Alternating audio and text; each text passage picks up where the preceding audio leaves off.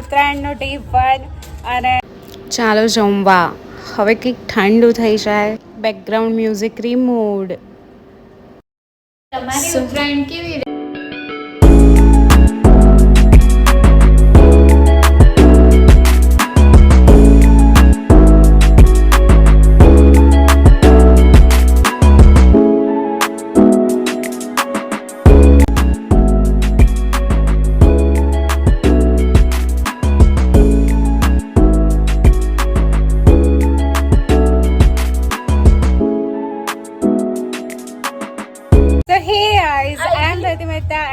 Back to my channel.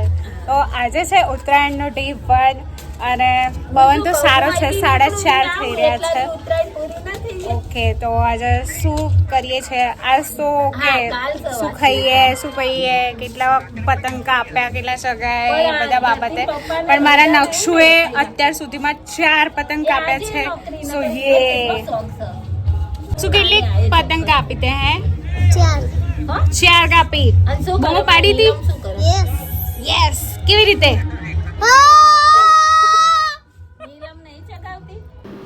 ચાલો જમવા.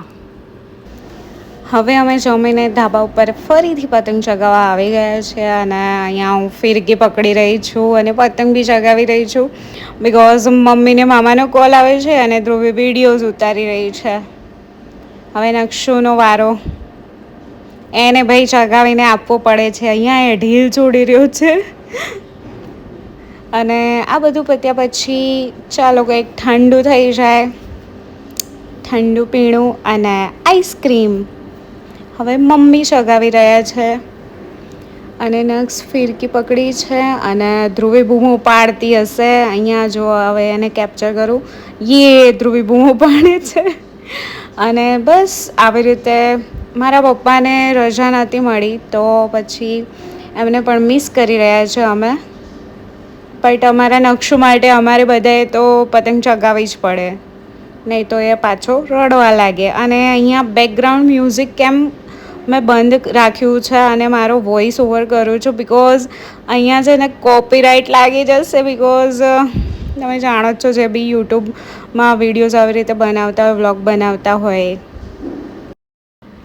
સો yes, અહીંયા કેવી ચાલી રહી છે ઉત્તરાયણ એ બધું પૂછી રહી છું. અને ધ્રુવીને પતંગ આપી હતી તો એને કાંઈ વાંધો નહીં, કપાઈ ગઈ તો બેટા શીખે છે, હજુ શીખે છે, નાનું બાળક છે.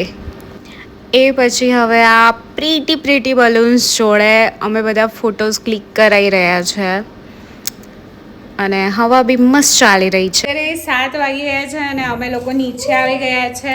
તો કંઈક આવો રહ્યો ઉત્તરાયણનો ડે 1. હજુ તો ડિનર બાકી છે. તમારી ઉત્તરાયણ કેવી રહી કોમેન્ટમાં જરૂર કહેજો.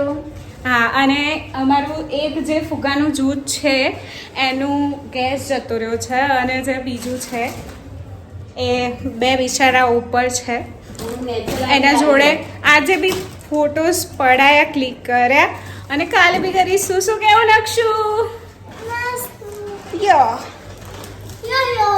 આવો હોય તો અમારો ઉત્તરાયણનો ડે 1 અને તમને આ બ્લોગ કેવો લાગ્યો એ કમેન્ટ કરી દો.